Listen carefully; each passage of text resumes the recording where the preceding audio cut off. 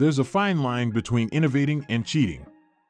For as long as there have been rules in motorsports, there have been people trying to exploit gray areas or simply break the rules altogether. Over the years, there have been innovative and sneaky cheats across all motorsports that give teams and drivers a leg up on the competition. Some great examples from Formula One include Red Bull's flexible front wing, the McLaren Spygate, and Brabham's hydropneumatic suspension. Let's take a look at the biggest cheats in WRC history.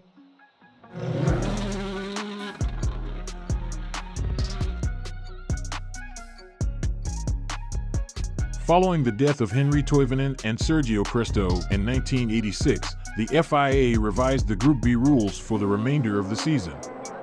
The goal was to keep the racing going but make it safer to avoid another tragedy. One thing that was banned was the use of side skirts on the cars to minimize the car's downforce. All of the teams complied with the rule change, except one: Peugeot. During Rally San Remo, organizers reported the violation to the FIA. Luckily for the French manufacturer, the president at the time was also French. And let's not forget that the FIA headquarters is located in Paris. I think you can see where this is going. According to the rules, Peugeot should have been banned for the rest of the season. But that didn't happen. Instead, Peugeot's results from San Remo were dropped, and they went on to win both the Drivers' and Manufacturers' Championships that year. Manufacturers and teams with huge budgets are able to constantly innovate to get ahead of their rivals. Many of those innovations are well within the rules. Some teams use that budget for more nefarious inventions. One of those teams was the Lancia Rally team. In fact, they had such a large budget that they were able to build different cars for specific events with the optimal setup for each. During the round in Corsica, one keen-eyed reporter noticed that the fire extinguishers in the Lancias were being replaced at every service.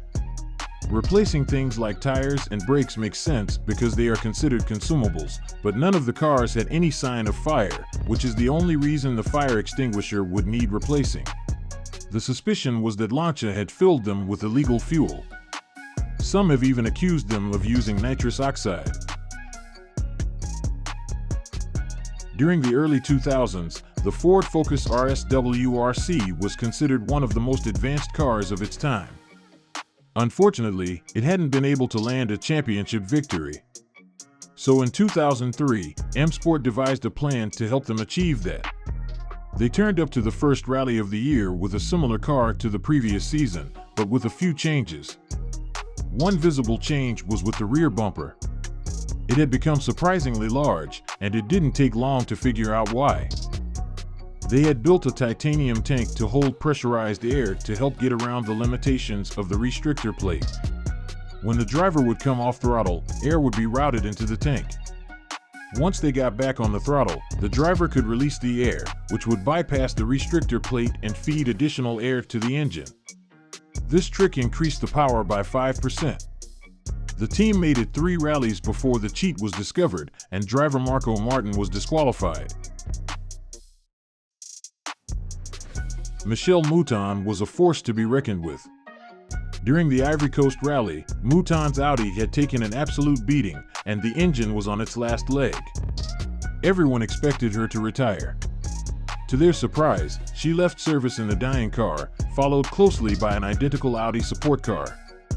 The two vehicles mysteriously disappeared for over an hour, and when they re-emerged, Mouton's car was miraculously fixed. Audi says they swapped the oil pump to get her back in the race.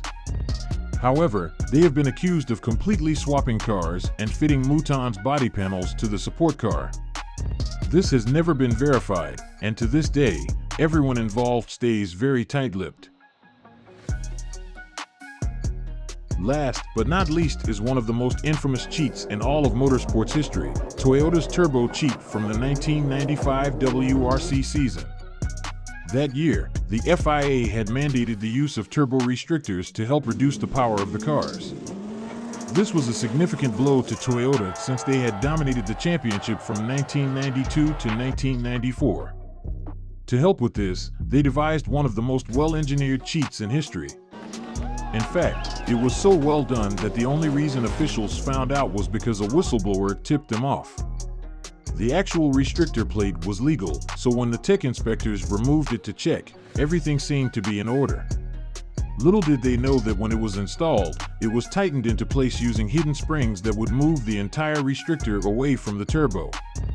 This would create gaps that allowed more air to pass into the turbo, giving the car an additional 50 horsepower. The cheat was so ingenious that officials didn't discover it until the penultimate round of the season, and by then, it had been inspected countless times throughout the year. FIA President Max Mosley called the cheat the most sophisticated he'd ever seen in his 30 years of motorsports. As a result, the Toyota team was banned from the WRC for 1 year. Those are the greatest rally cheats of all time. Let us know your favorite motorsports cheat in the comments below. We hope you enjoyed this episode. We would truly appreciate a like and subscription. Catch y'all in the next one.